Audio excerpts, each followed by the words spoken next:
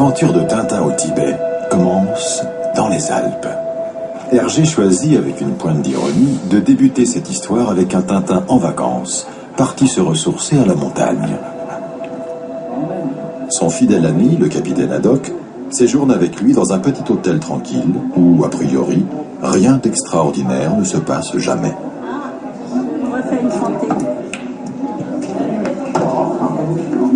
Épuisé par une longue journée de marche, Tintin s'endort.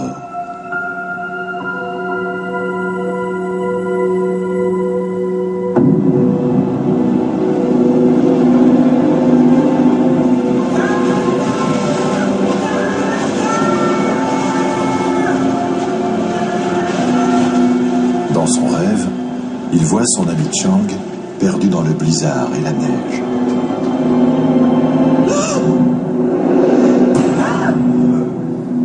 Que signifie ce rêve? Qui est cet ami Chang que Tintin voit en détresse?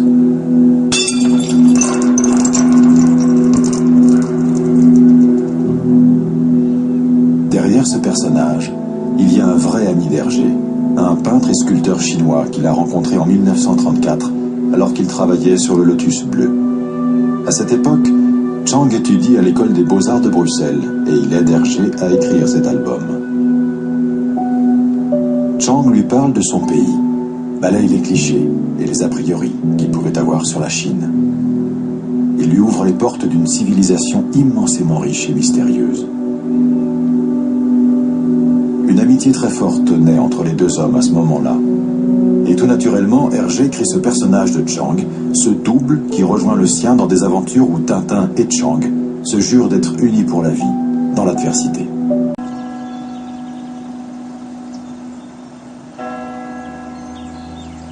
Tintin a très mal dormi, hanté par la vision de son ami perdu dans la neige. Il ouvre son courrier, car on lui a fait suivre de Moulinsart une lettre en provenance de Hong Kong. Quelle coïncidence!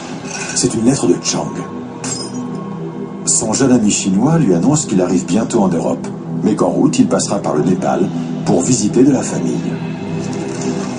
Au même moment, le capitaine Haddock lit un article sur une catastrophe aérienne qui vient d'arriver au Népal.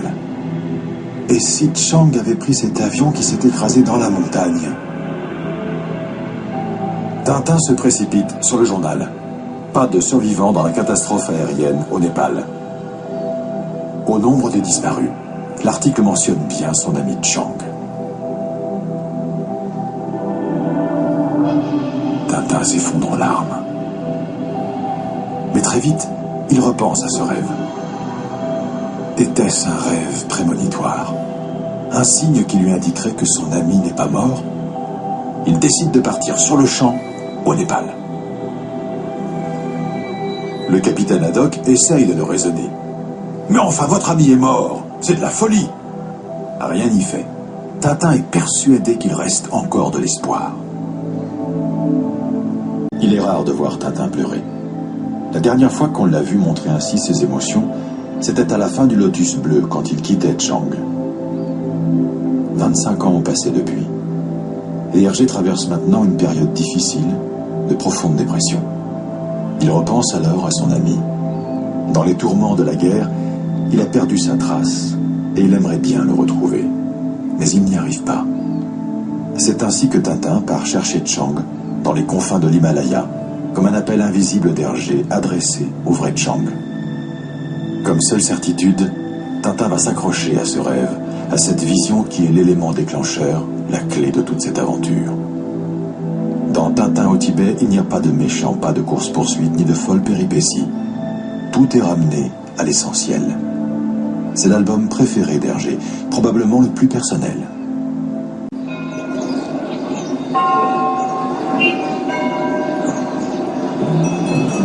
Katmandou, une ville de légende où le bouddhisme et l'hindouisme sont intimement liés.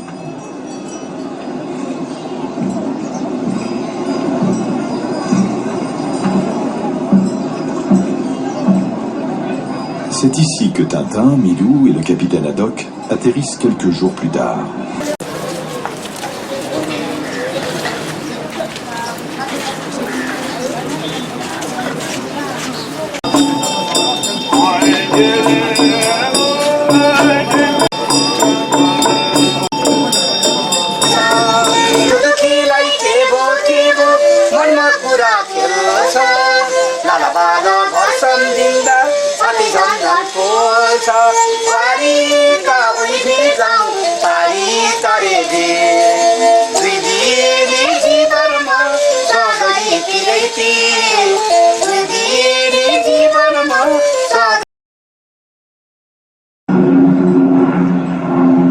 Le capitaine n'a pas pu se résoudre à laisser son jeune ami poursuivre seul cette entreprise insensée. Dès leur arrivée, ils rendent visite au chef de l'aérodrome. Tintin veut se rendre sur le lieu du crash et demande au fonctionnaire s'il peut l'aider à organiser cette expédition. C'est de la folie. Même si votre ami avait survécu à l'accident, il serait mort depuis de faim, de froid, d'épuisement, lui répond le responsable de la sécurité aérienne. Oui, ce responsable de l'aéroport a raison. Quand Tintin arrive et entreprend de chercher des survivants, l'accident a eu lieu il y a déjà plusieurs jours. La météo était très mauvaise après le crash et c'est difficile d'accéder sur place pour trouver des rescapés.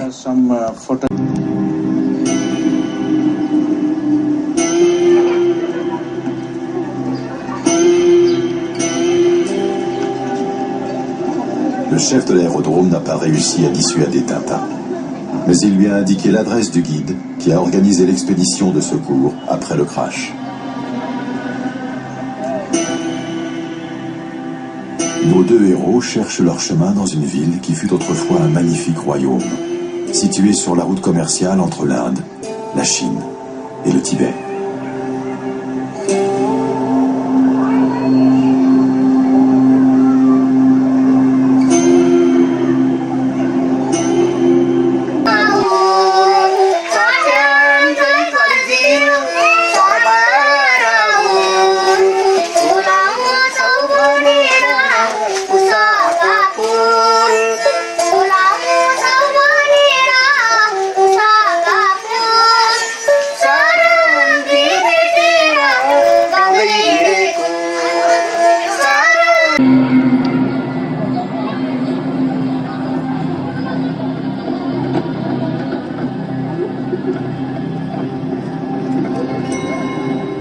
Intrigué par ces couleurs vives, le capitaine Haddock se demande quel goût peuvent avoir ces fruits que l'on fait sécher au soleil. Il découvre alors la vraie saveur des piments népalais.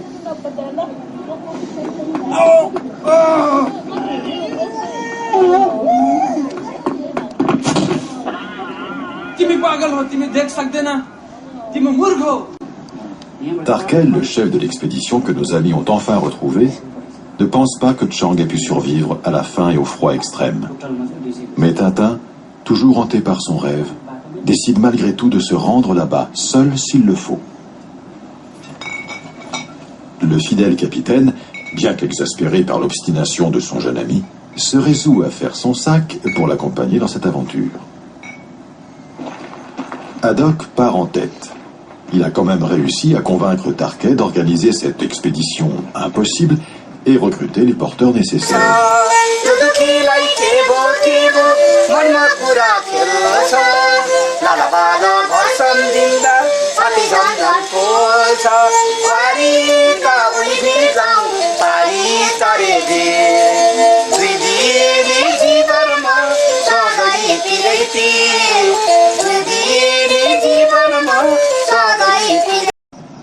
Mais au bout de quelques kilomètres, le capitaine se fait devancer.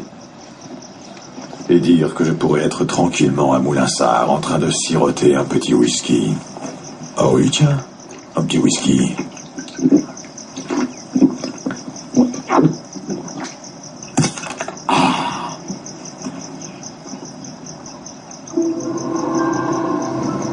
Sous l'effet de l'alcool et de la fatigue, le capitaine s'endort et se met lui aussi à rêver.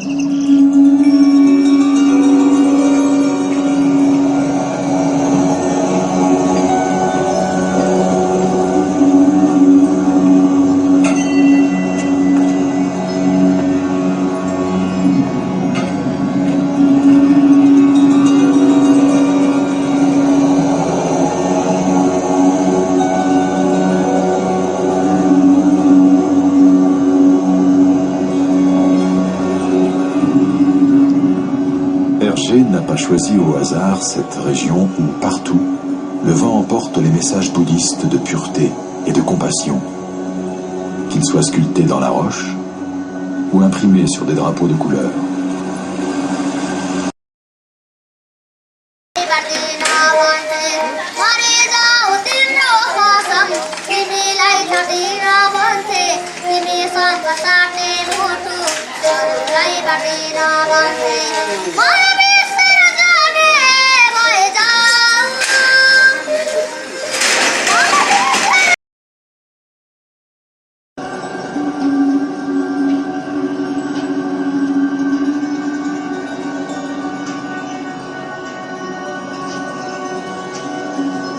Cette aventure de Tintin ressemble à une quête spirituelle, où les anges et les démons, les désirs et la raison, tentent d'influer sur les personnages.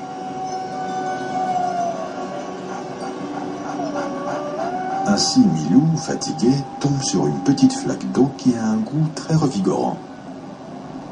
« C'est du whisky », lui dit son démon intérieur. « C'est bon ça, l'alcool. Ça donne du cœur au ventre. » Mais son ange supplie. « Non, ne bois pas. L'alcool ravale la bête au rang de l'homme. » Milou choisit sans trop d'hésitation. Mais très vite, il commence à voir double et titube sur ce sentier à flanc de falaise.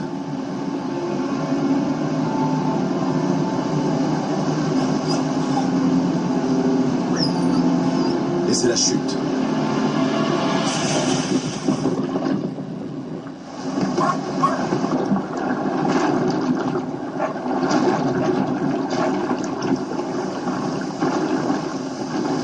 Heureusement, Tintin réussit à l'intercepter avant qu'il ne soit emporté par la rivière.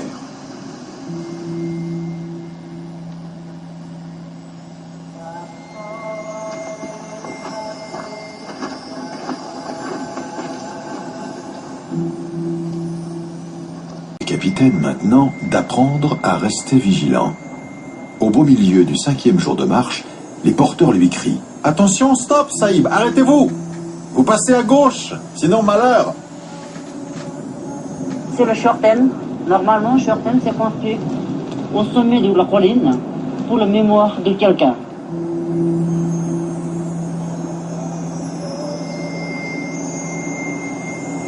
Bon, normalement, le Shorten toujours retourner à gauche. Si quelqu'un qui jamais retourner à droite, ça porte malheur.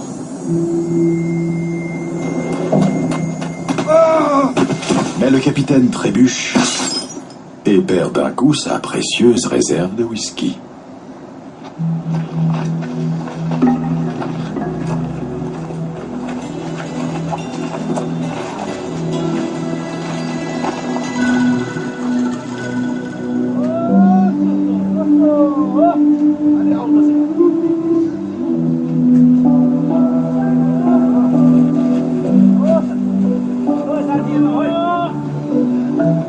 Peu de choses ont changé depuis l'époque de Tintin au Tibet. Le soir, les guides et les porteurs préparent eux-mêmes leur nourriture. Leur plat préféré, c'est le dal bat, des légumes cuits au curry avec du riz. En plein repas, soudain, un grognement terrible retentit dans la montagne. « C'est le Yéti !» disent les porteurs. « L'abominable homme des neiges !» dit Haddock. « Enfin, voyons, vous n'y croyez quand même pas à ces légendes. » Pour exorciser leur peur, les Sherpas se racontent toujours des histoires de Yéti, et ils croient vraiment à son existence. Le Yéti, c'est le Yéti. Il est comme ça. Pour le yak, il a des cornes. Alors il les attrape, il déchire le yak, et il mange sa cervelle. Ce que je sais, c'est qu'à Machermo, le Yéti a tapé et mordu une femme. Et vous l'avez vu aussi? Oui, je l'ai vu. C'est vrai? Oui, oui. Il marche comme les humains. Il ne parle pas. Il a des cheveux longs comme les femmes. Il a des cheveux longs, il n'a pas de poils. Non, il n'a pas de poils. À première vue, il ressemble à un homme, mais sa bouche ressemble à celle d'un chien. Comme un chien? Oui, Il doit mordre alors. s'il nous attrape, il peut nous mordre. Et il mange de l'homme aussi? Mais s'il en trouve et si ça se présente, peut-être qu'il en mange. Mais il fait plutôt...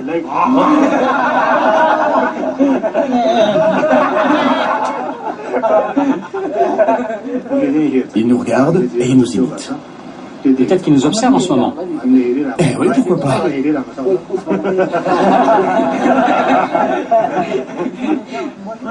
Moi, je vais dormir là au milieu et lui, il va dormir ici.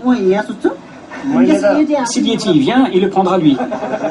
Et s'il vient de l'autre côté, il prendra celui qui dort là-bas.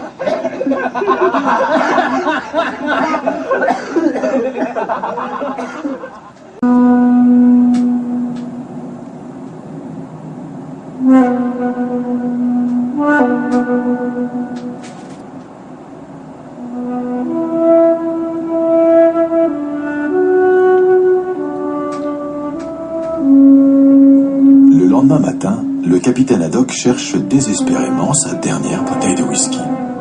Il lui semblait bien l'avoir laissée près du camp.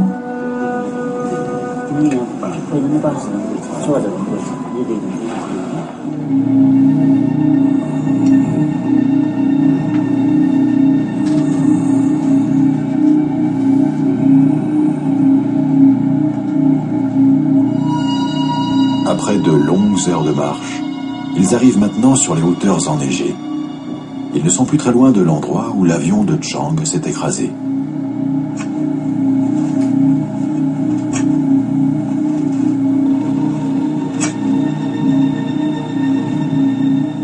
Soudain, Miou sent le danger.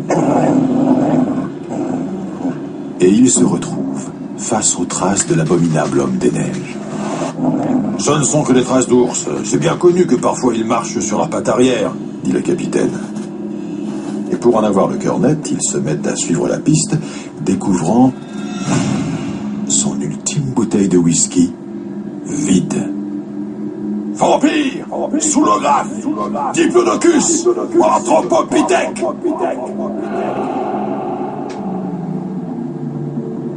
Quand ils reviennent sur leurs pas, Tintin et ses amis découvrent que les porteurs, terrorisés par la présence du Yeti, ont pris la fuite. Mais d'où vient ce personnage du Yeti? Pendant les années 1950, les récits sur l'abominable homme des neiges enflamment les imaginaires. Plusieurs expéditions d'alpinistes rapportent avoir vu des traces étranges dans la neige. Hergé rencontre le vainqueur de l'Annapurna, l'alpiniste Maurice Herzog. Ce dernier lui raconte comment, au détour de son expédition, il s'est retrouvé devant des empreintes géantes et mystérieuses, toutes fraîches, qui s'arrêtaient devant une falaise abrupte, impossible à escalader à main nue, par un homme ou par un ours. À la même époque, le zoologue Bernard Heuvelmans, ami et informateur d'Hergé, publie un livre intitulé « Sur la piste des bêtes ignorées ». Devenu un best-seller et un classique, cet ouvrage pose les fondations d'une nouvelle discipline, la cryptozoologie, ou science des animaux cachés. Dans cet ouvrage, Heuvelmans relève un certain nombre de faits et d'indices troublants, et il émet l'hypothèse que cet abominable homme des neiges pourrait bien être un lointain cousin de l'homme qui aurait survécu dans cet habitat extrême.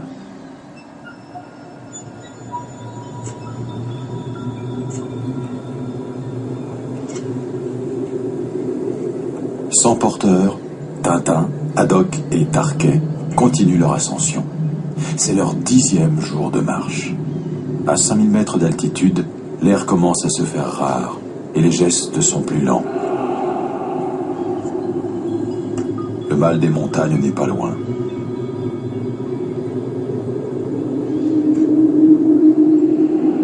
Mais soudain,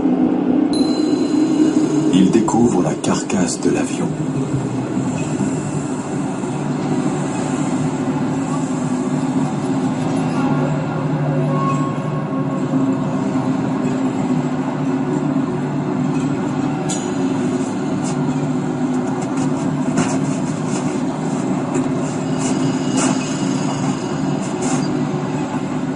Dans les décombres, Tintin trouve un ours en peluche gelé, mais aucune trace de survivant.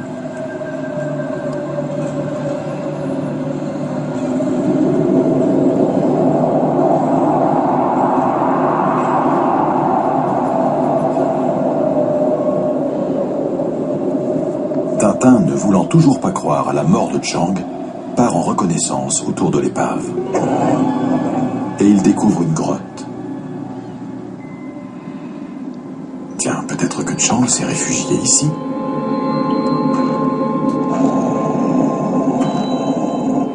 Il explore cette cavité gelée qui semble constituer un abri idéal.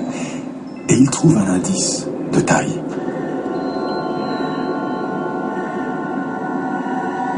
Une pierre gravée au nom de Chang. Son intuition était juste. Son rêve était bien un message invisible, télépathique. Chang a survécu au crash de l'avion et il est peut-être là encore, au fond de cette grotte. Mais Tintin et ses amis ne trouvent que des petits ossements d'oiseaux et de rongeurs, probablement les restes d'un repas. Chang reste introuvable. Le guide Tarquet est persuadé que le Yéti a tué et mangé Chang. « Ton ami est mort », ne cesse-t-il de répéter à Tintin.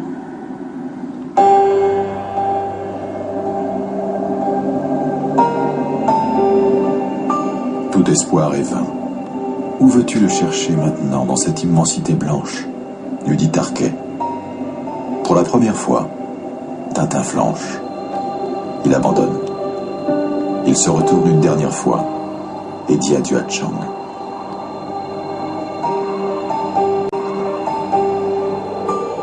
Face à la perte de son ami, empris au doute et au désespoir, le jeune aventurier se révèle plus humain que jamais.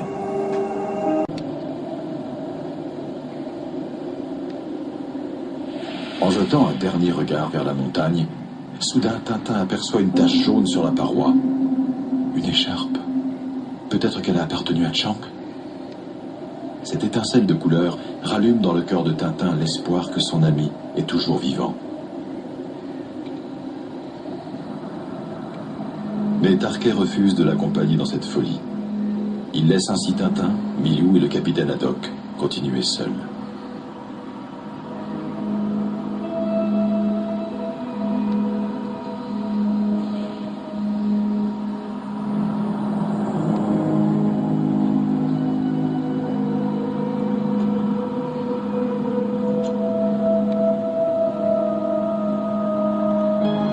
Regardez, capitaine. Il y a des taches de sang sur l'écharpe. Il faut suivre la piste.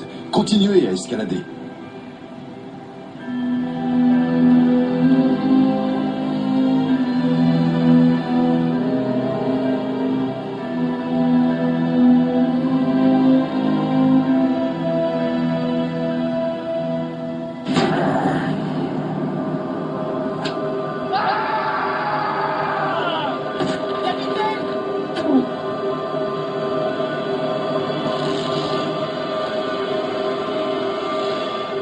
S'ils n'avaient pas été encordés l'un à l'autre, le capitaine serait déjà au fond du gouffre.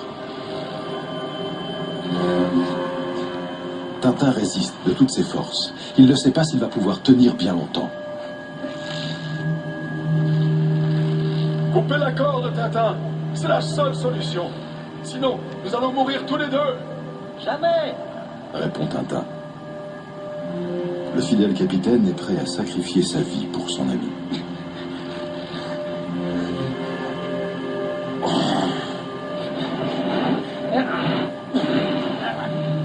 Hergé rappelle ainsi au lecteur que cet album est un véritable hymne à l'amitié.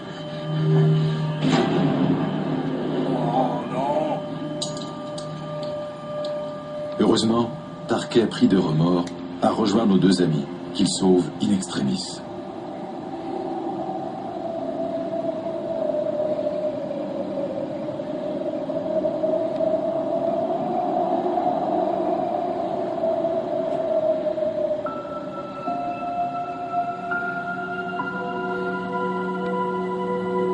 Nos trois marcheurs avancent maintenant comme des somnambules. Cela fait 15 jours qu'ils ont quitté Katmandou. Sans le savoir, ils traversent la frontière invisible qui sépare le Népal du Tibet. Ils ont perdu leur tente, emportés par le vent. Ils ne peuvent plus s'abriter la nuit pour dormir. Ils ne cherchent plus Chang. Ils luttent maintenant pour leur survie dans cet univers glacé où la température avoisine les -40 la nuit. Et ils marchent ainsi pendant 3 jours, jusqu'à ce qu'épuisé, le capitaine s'écroule dans la neige. Continuez sans moi, dit-il. Je n'en peux plus.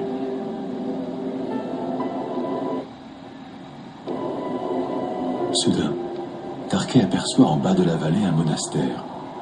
S'ils arrivent à l'atteindre, ils pourront enfin dormir et se reposer. Mais le sort s'acharne contre eux. La corniche sur laquelle ils se sont arrêtés se brise et provoque une terrible avalanche.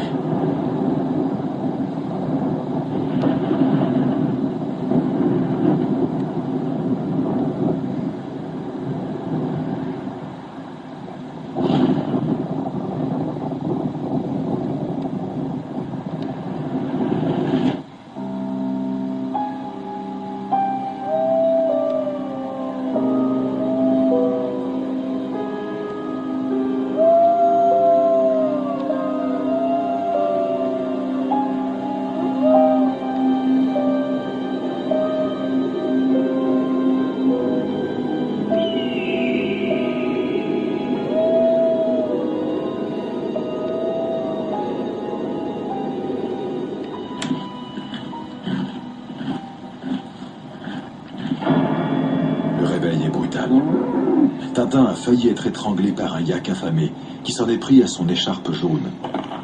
Quelque part, l'intervention de l'animal a le mérite de le réveiller de son coma. Mais Tintin est trop faible, il ne peut plus avancer. Il décide d'écrire un mot, un appel à l'aide qu'il confie à Milou. Cours, Milou, apporte ce SOS au monastère. Notre salut dépend de toi.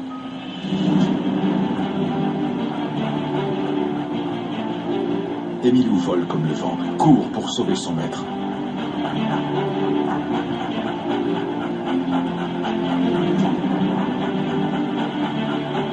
Mais sur le chemin, une tentation terrible l'arrête net. De nouveau, il se retrouve écartelé entre son démon intérieur et son ange gardien. Et les paroles du Milou diable sont encore une fois plus convaincantes que les rappels au devoir du Milou ange. Le vent emporte le mot de Tintin au loin.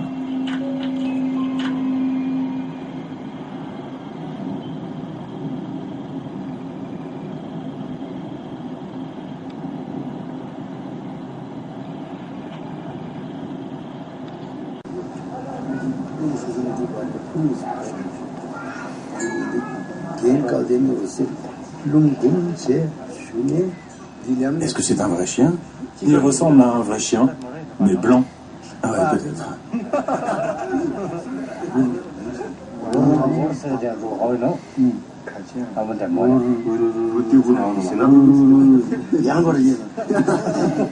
Regardez celui-là. Il montre l'avalanche et il rigole. Et regardez là, il vole tout seul. Ah, il s'appelle Foudre Béni. L'air est entré en lui et c'est pour cela qu'il s'envole. Quand il lévite, il se prend pour un oiseau.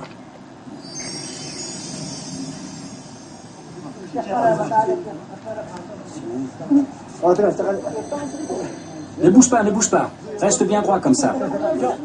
Bravo, bravo. Si on le lâche, il va vomir toutes les nouilles de ce matin. À propos du lama qu'on voit s'élever, au temps de Guru Rinpoche, on disait Terbiya, ce qui veut dire des lamas qui ont des visions. Aujourd'hui, certains lamas essaient d'avoir la même expérience, et parfois ils y parviennent. On n'en voit pas dans les petits villages, mais les hauts lamas savent encore le faire.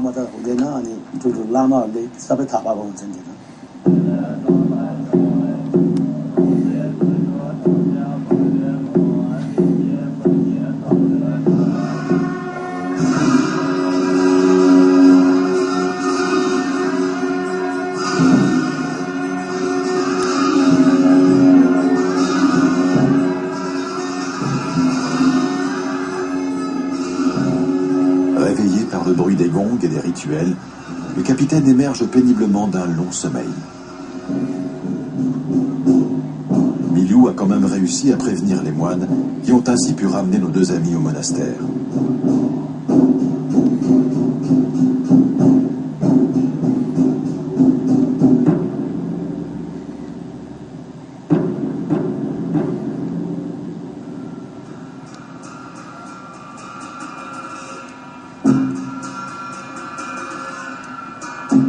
Le capitaine n'est pas au bout de ses surprises. Il se retrouve projeté dans un lieu habité par des divinités terribles.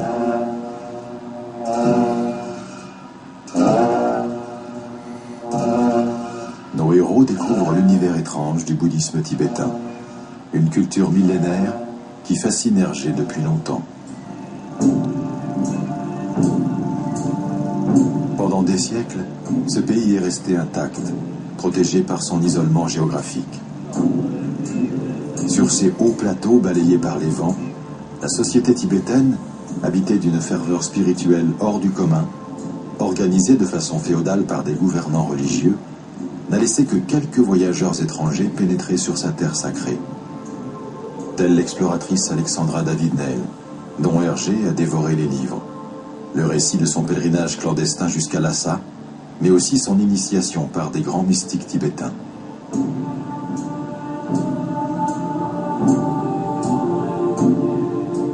Hergé s'inspire aussi des histoires rapportées par l'Autrichien Heinrich Harrer, resté 7 ans au Tibet.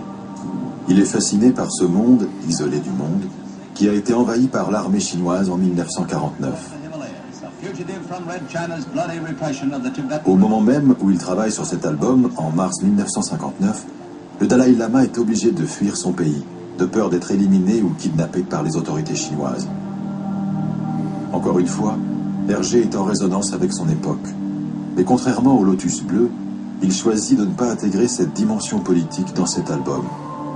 Tintin au Tibet doit rester pour lui un conte philosophique sur l'amitié, une histoire hors du temps.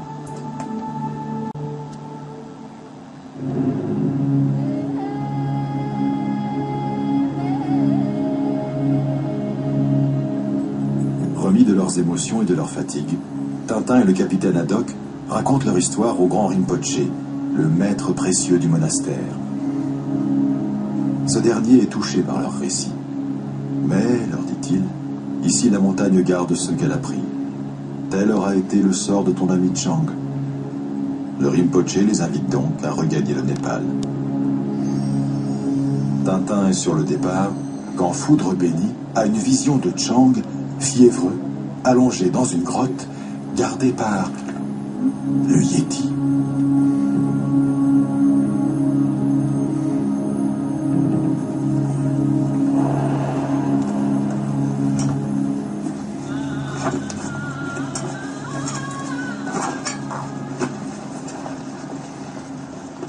Il n'en fallait pas plus pour redonner espoir à Tintin. Les moines lui ont indiqué le chemin d'une montagne où se trouve, disent-ils, le repère du Yéti. Va-t-il enfin retrouver son ami Chang?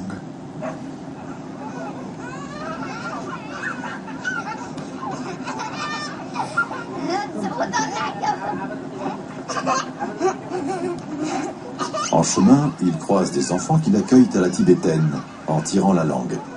Une vieille coutume pour dire bonjour aux visiteurs, si rares dans ces contrées. Une aubaine pour ce grand enfant qu'est le capitaine.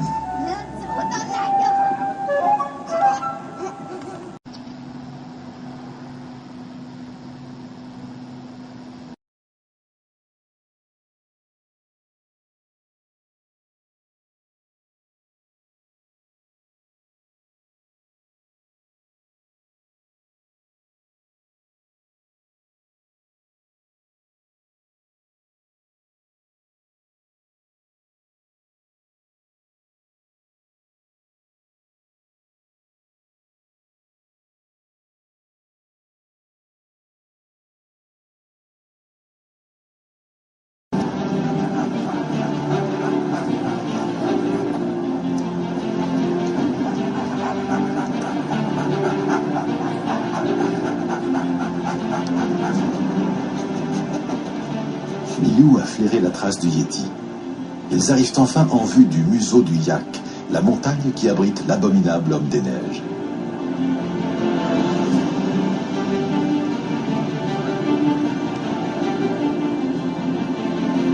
En avant pour le round final, dit Tintin.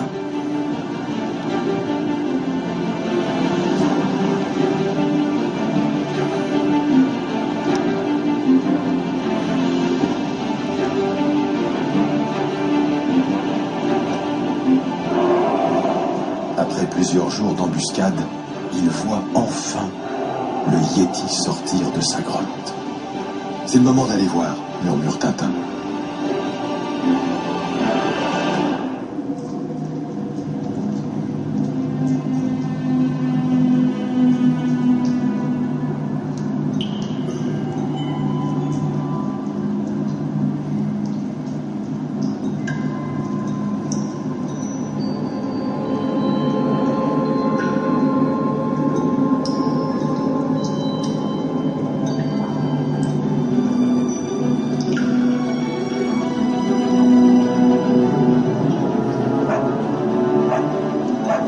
Chang est bien là, tel que Foudre Bénie l'avait vu dans sa vision.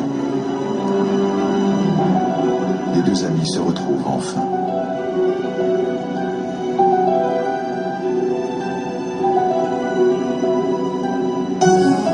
Mais contre toute attente, le Yéti revient vers sa grotte. Le capitaine tente de les prévenir du danger.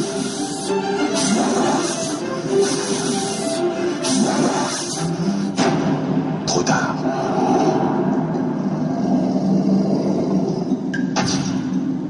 En saisissant l'appareil photo de Tintin, le Yéti a déclenché le flash. Terrorisé, la bête s'enfuit en courant.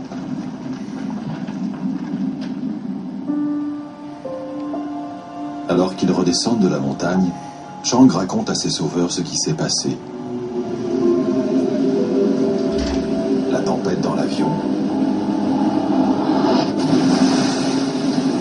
le crash.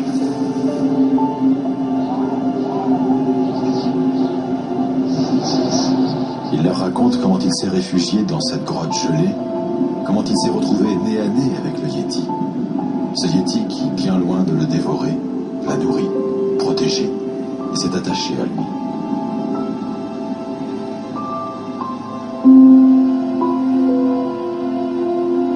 Ainsi, Hergé a décidé de transformer l'abominable homme des neiges en adorable homme des neiges, en quête lui aussi d'un ami. Hergé s'identifie quelque part à ce monstre humain qui constitue, comme tous les personnages qu'il crée, les reflets de sa propre personnalité. L'histoire révèle au final que les vrais démons qui nous torturent ne sont pas forcément ceux que l'on croit. Ils ne sont pas à l'extérieur mais à l'intérieur de nous, bien souvent sous forme de préjugés ou de doutes qui nous limitent et nous entravent.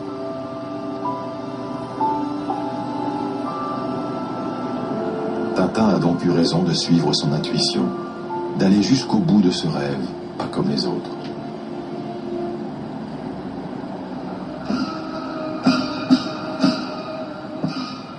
De la musique tibétaine résonne dans toute la montagne. Prévenus par Foudre Bénie, les moines sont venus en grande pompe honorer le succès de leur aventure.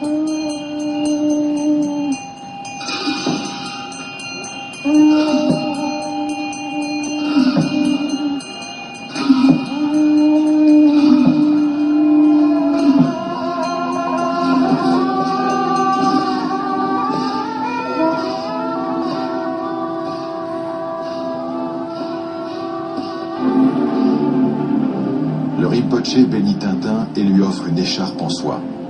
Il honore ainsi son audace, la pureté de son cœur et la ferveur de son amitié. Nos amis prennent enfin le chemin du retour. Chang a une pensée émue pour son ami le Yéti. J'espère que jamais on ne le trouvera, parce qu'on le traiterait comme une bête sauvage, alors que parfois je me suis demandé s'il n'était pas un véritable être humain.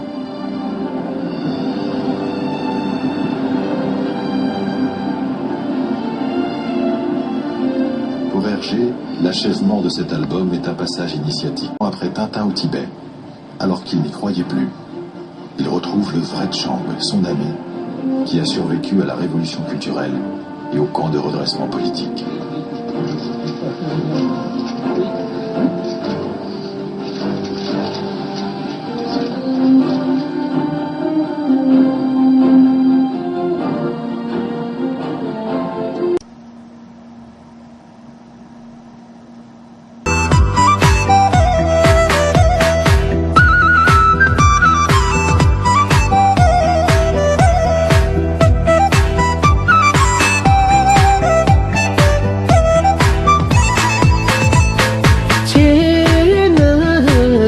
돌가보 차는 다들 돌아매도 대hin 빠졌지 세야 라레라오 런치 세리나레 대hin 빠졌지 세야 라레라오 런치 세리나레